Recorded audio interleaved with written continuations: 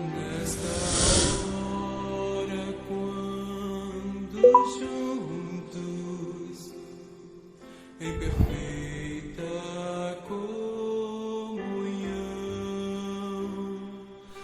Você está ouvindo no fundo uma canção que fez parte da minha história. Eu recordo que era uma tarde, um final de tarde, era o feriado da Páscoa, e eu ouvi uma pessoa solar essa música.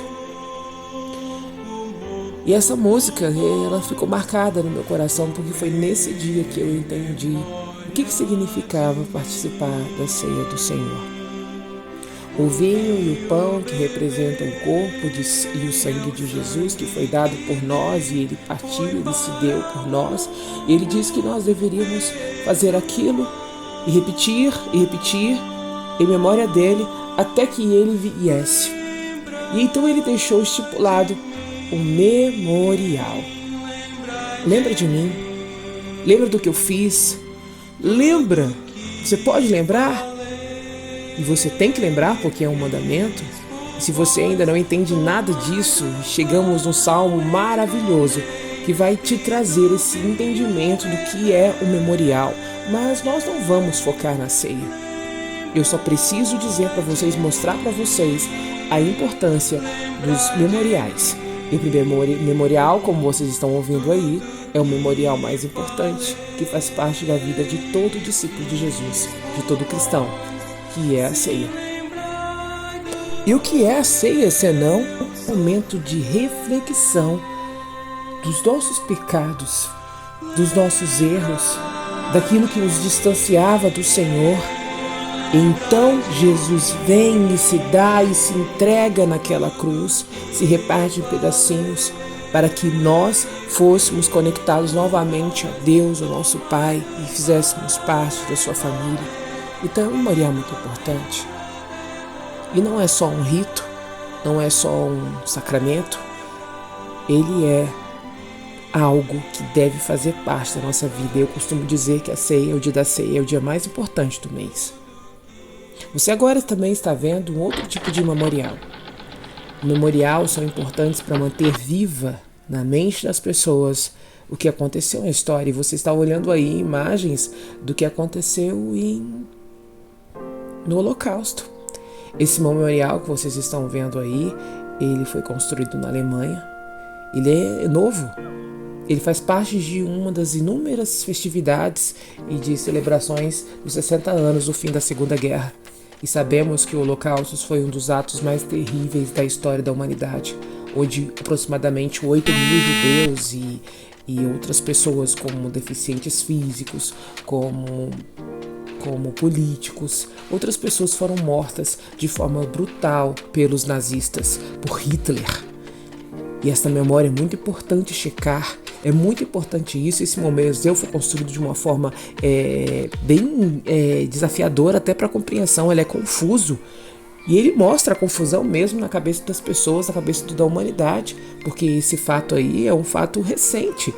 E de falar em fato recente, existe outro fato mais recente ainda, que você está vendo aí também imagens, do memorial do World Trade Center. 2 prédios foram destruídos no dia 11 de setembro de 2001 e foram destruídos como um golpe fatal no coração dos norte-americanos e no mundo, porque muitas pessoas morreram naquele dia. Muitas pessoas do mundo inteiro foram alcançadas por aquele dia, um ato terrorista de Osama Bin Laden contra os americanos. Foi um dia horrível, porque eu recordo desse dia.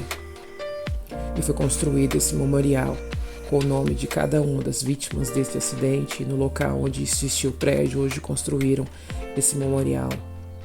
Qual é a importância de um memorial? Qual é a importância de consultar a história? Emília Viotti da Costa escreveu uma frase que é muito conhecida: um povo sem memória é um povo sem história. Um povo sem história está fadado a cometer no presente e no futuro os mesmos erros do passado. É importantíssimo que consultemos a história, que tenhamos em mente uma compreensão que a gente pode cometer os mesmos erros que cometemos no passado, então nós precisamos aprender. Nós precisamos manter vivo dentro de nós aquilo que foi vivido e experimentado no passado. E por que eu estou falando tudo isso? Porque o Salmo 105 ele é um memorial. Ele é um checar na história. Se o Salmo 103 foi um relato de olhar o Evangelho, e o Salmo 104 foi um relato de olhar a contemplação da criação, dos atos da natureza, daquilo que nosso Deus fez, o Salmo 105 é um convite a retornar a olhar a história do povo de Israel, a consultar tudo aquilo que eles viveram, tudo aquilo que eles experimentaram e enxergar o nosso Deus na história. É olhar a história. O memorial pode ser um texto, pode ser um relato, pode ser memórias e momentos. É uma maneira de honrar aquilo que aconteceu no passado. E nós que servimos o nosso Deus, hoje chegamos ao Salmo 105 e podemos voltar ao passado e ver o que o Senhor fez. E o que nós podemos aprender com uma história, com aquilo que o Senhor fez? Qual é a interpretação? Porque nós vamos olhar aqui e ver que o sujeito do Salmo 105 é o próprio Deus. Então, se prepare e nós vamos lá seguir e vamos lembrar. Vamos lembrar. Vamos lá, então?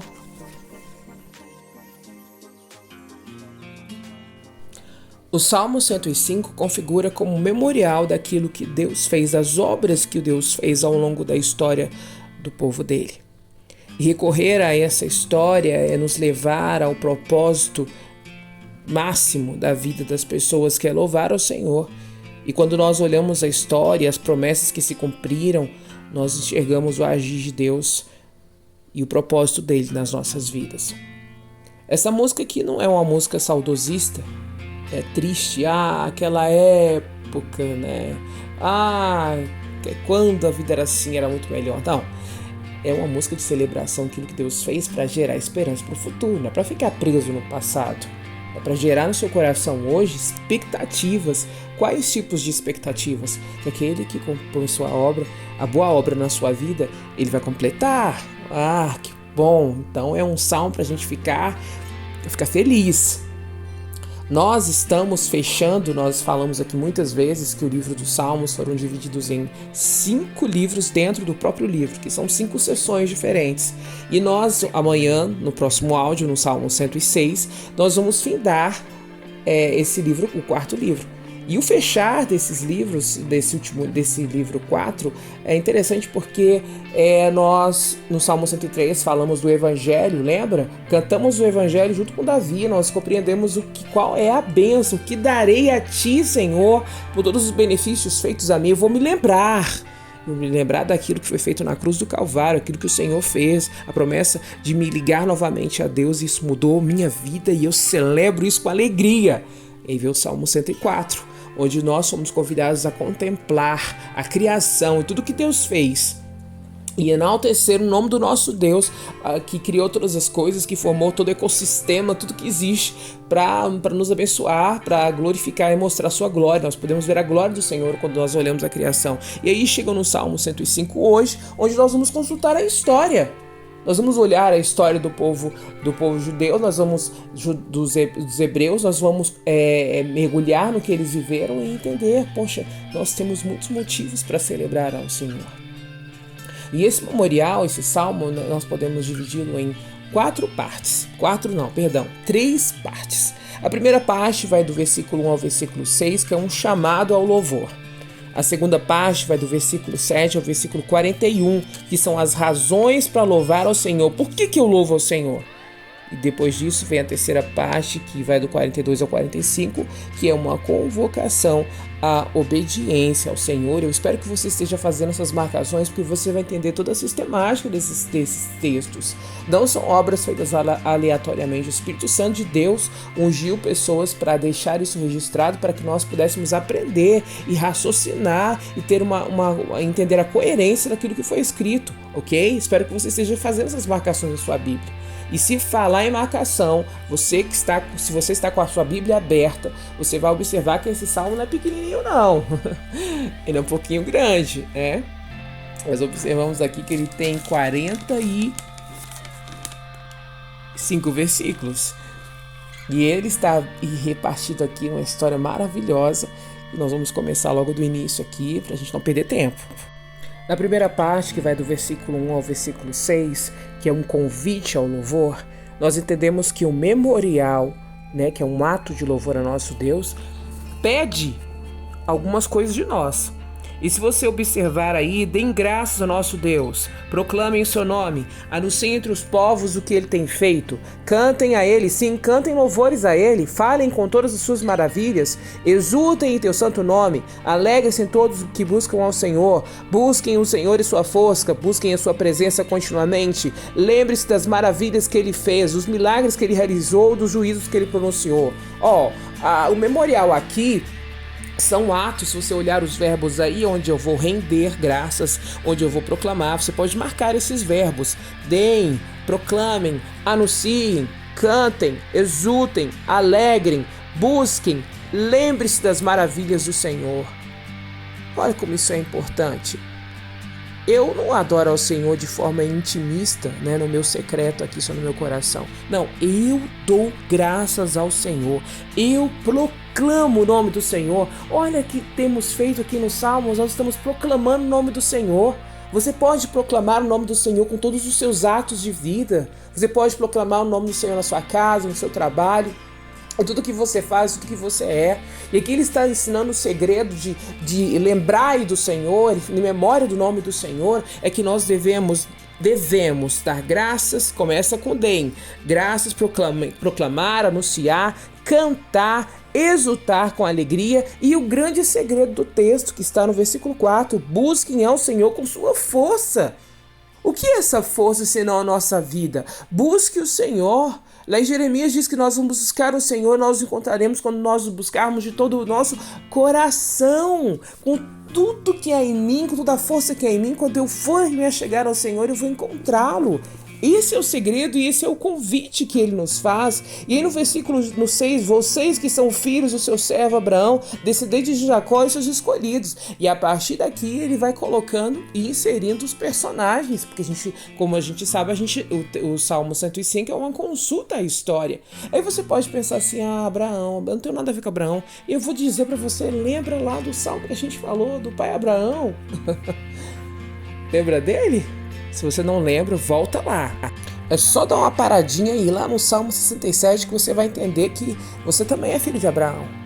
Que quando nós cantamos Pai Abraão tem muitos filhos ele tem, eu sou um deles, você também. Louvemos ao Senhor, porque somos alcançados pela bênção que foi dada a Abraão.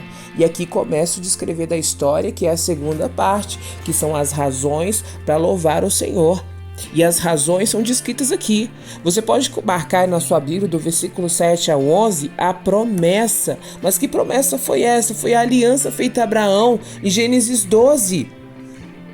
E o tempo não apaga a promessa. Veja no versículo 8, ele é fiel à sua aliança e para sempre, com o compromisso que firmou com 1000 gerações, dando uma ideia aqui que não vai ter fim. A promessa que foi feita aqui é uma aliança, e você pode marcar aí na sua Bíblia. Eu marquei no versículo 8 aliança, marquei no versículo 9 aliança, porque essa aliança não tem fim.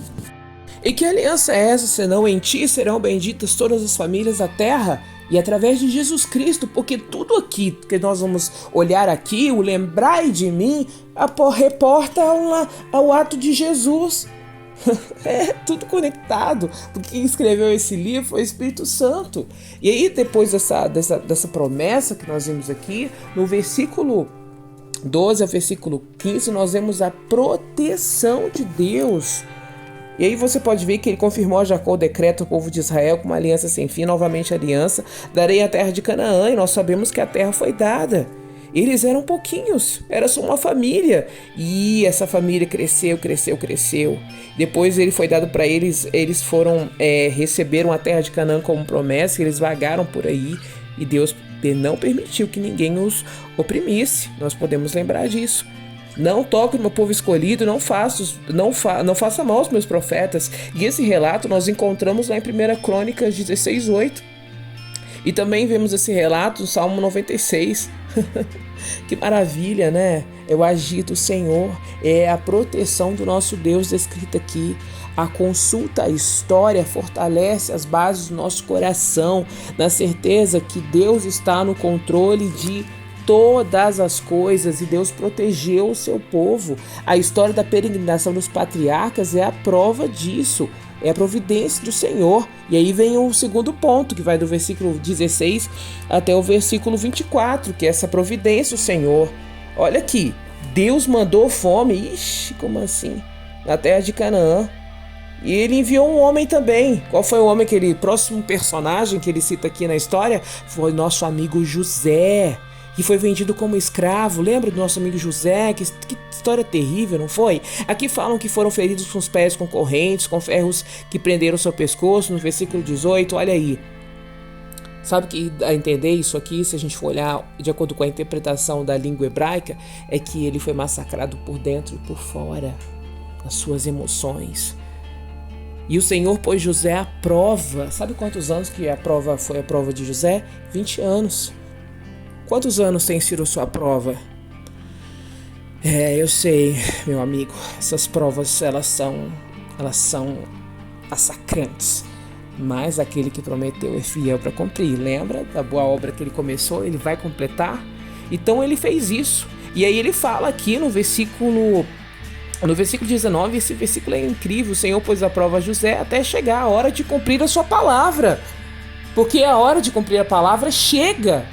E nós vimos isso na história de José, e é uma história belíssima, onde Deus esmagou. José precisava passar por um processo, e todos nós estamos vivendo os processos do Senhor, cada um de nós vivendo processos diferentes, onde temos que nos tornar a semelhança de Cristo, e nós sabemos o desafio que é vencer nossa carne, vencer nossa humanidade, e nos tornar semelhantes a Cristo, porque esse é o objetivo. O cristão é semelhante a Cristo. E nós estamos nesse processo, nós estamos vivendo isso. Lembra que a salvação é um processo que a gente estudou aqui no Salmo 103? Processo, não é uma coisa que levantei a mão ali, desci as águas, virei uma nova criatura automaticamente. Você vai se tornando uma nova criatura. José foi tornando uma nova criatura. E é importante consultar a história para ver o que Deus faz. E José foi encarregado no palácio, se tornou o administrador de todas as coisas. Que maravilha, meus irmãos. Isso não é providência? O mesmo Deus que ordenou, gente, Deus ordena. Não é que ele só permite, não, ele ordena. Ele tem a palavra. Permissão parece que é alguém fraco que chega assim, me dá aqui a permissão. Não, o nosso Deus é forte. É ele que permite as situações, mas não é permitir, não, é ordenar para um propósito muito maior do que nós podemos imaginar.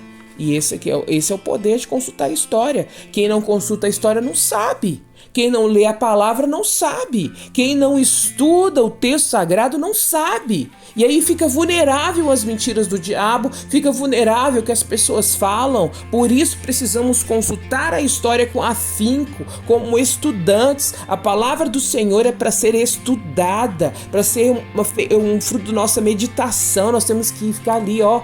Você sabe se preocupar? Se você sabe se preocupar, você também sabe meditar, porque o princípio é o mesmo. É ficar ali parado pensando em algo. É por isso que a palavra do Senhor precisa ser consultada. Por isso que é lembrai de mim, consulta a história para você entender. E aqui nós vemos isso.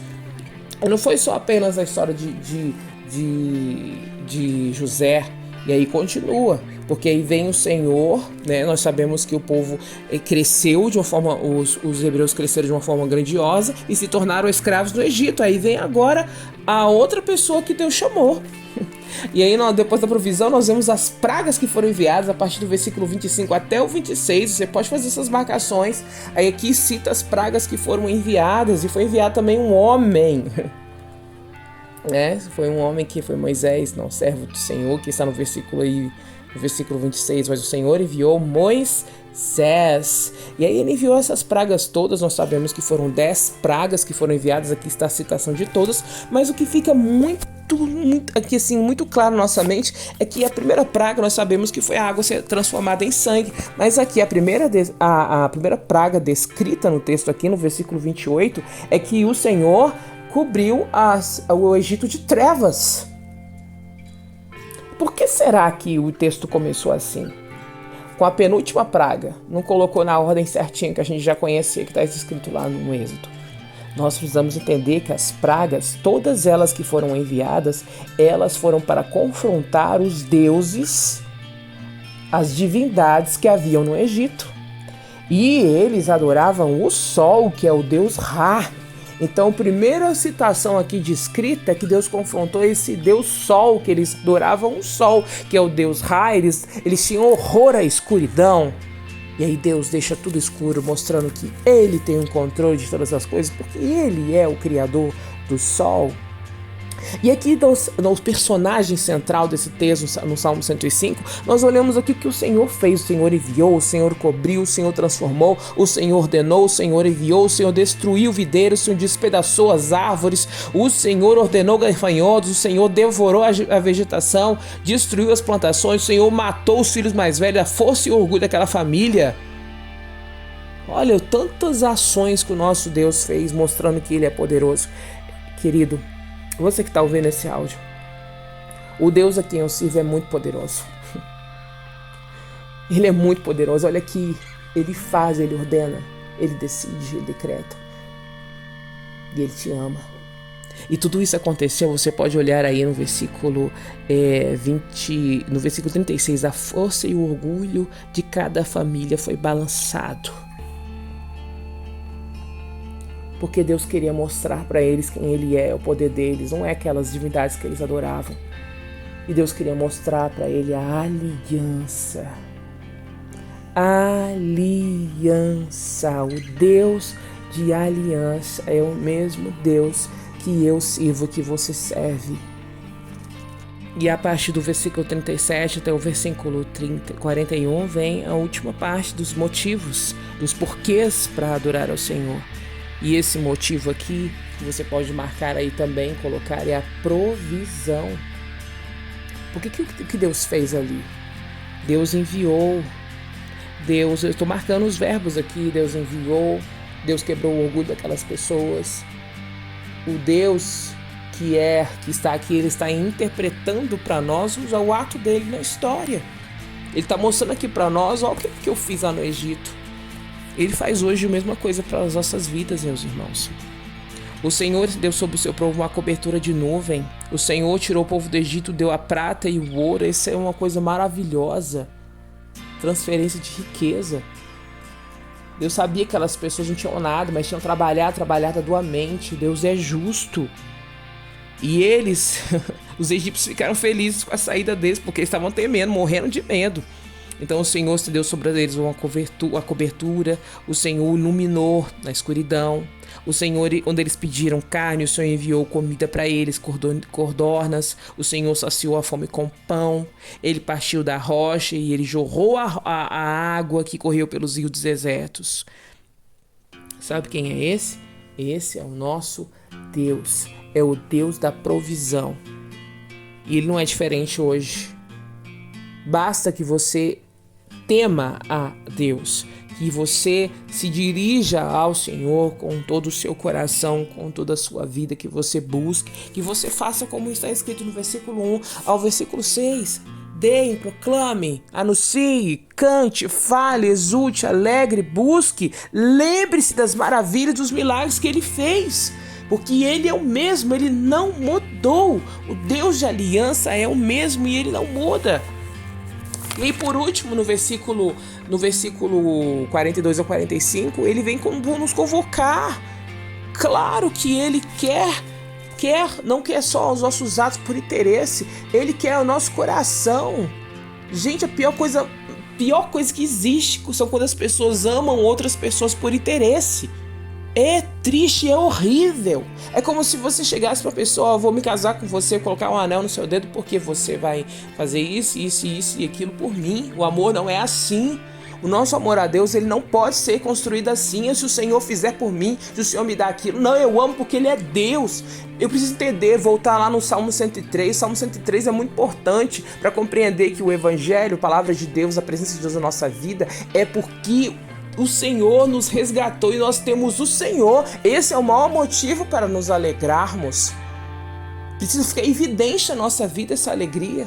E aí essa convocação à obediência o salmista vai fazer referência que é a aliança, pois ele lembrou da sua santa promessa, isso no versículo 42, e essa última parte vai do versículo 42 até o versículo 45, ele lembrou da sua promessa, ele tirou o povo de Deus do Egito com alegria.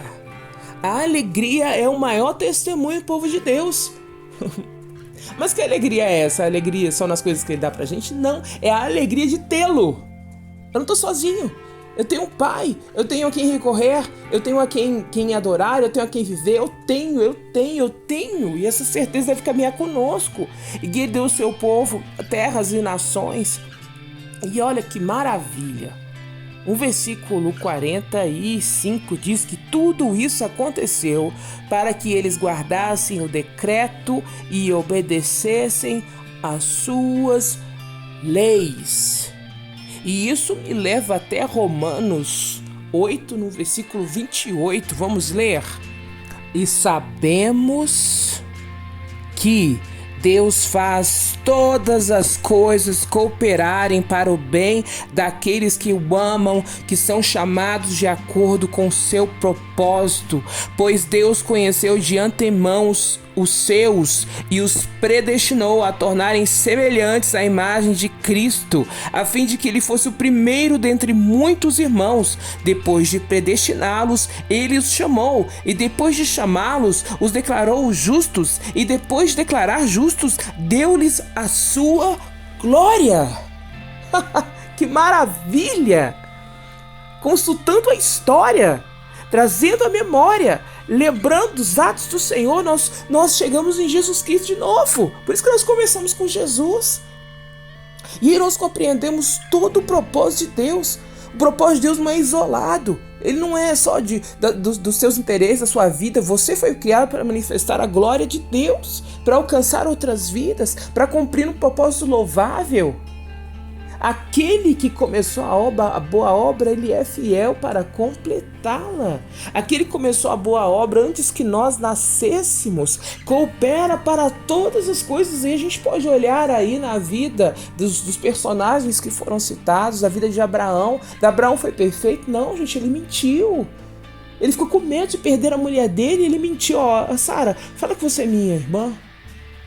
Aí nós olhamos a vida de José. José era perfeito? Não, gente, ele não era perfeito.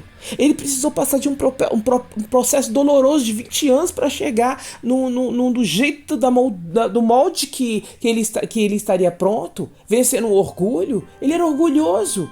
Ele teve o sonho e ele foi falar para os irmãos dele: ó, vocês todos se curvavam diante de mim. Tinha orgulho no coração dele. Ele era o queridinho do papai. Aí o queridinho do papai era um pouco mimado. E aí ele passa por um processo doloroso. Aí você pode falar assim: e Deus é justo? Não. Como um pai se compadece dos filhos, assim o Senhor nos ama. Não está escrito assim no Salmo 103? Um pai que ama, ele disciplina. Um pai que ama ajuda o filho a cumprir o propósito. Um pai que ama diz não. Um pai que ama coloca o filho, faz de tudo para que o filho seja aquilo, o melhor que ele pode ser. E o nosso Deus é um pai muito melhor do que o nosso pai da terra. E então ele cria situações, como nós sabemos, histórias, onde ele é o herói.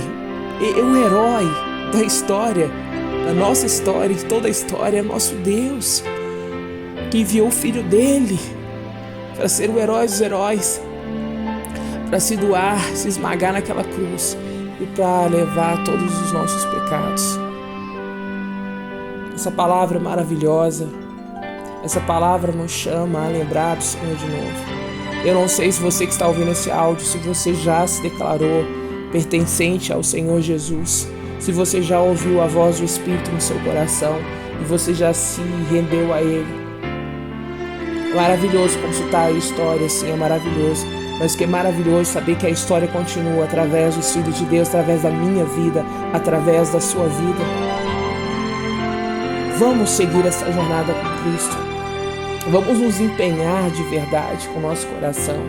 não como fracos, mas como pessoas, como os personagens citados aqui, pessoas estratégicas, os lugares estratégicos para cumprir os propósitos do Senhor. E isso é para todos, filhos de Deus, porque aqui no texto fala que Ele, que maravilha, pois Deus conheceu antemão os seus. O Senhor conhece você e Ele te predestinou a se tornar semelhante à imagem do Filho dEle. Esse é o nosso objetivo, o primeiro de muitos irmãos. Se você não entender do propósito de Deus para a sua vida, está aqui o propósito dEle. Ele nos chamou e nos declarou justos. Depois de nos declarar justos, nos deu sua glória. Que maravilha! Quando você ouvir a voz do Senhor, não endureça o seu coração. E ao som dessa canção, vamos recordar, vamos trazer à memória tudo que o nosso Senhor Jesus suportou, sofreu por nós, para nos amar, para nos redimir. Que o Senhor te abençoe. Que ao ouvir a voz do Senhor, seu coração não se endureça, mas que seu coração se renda a essa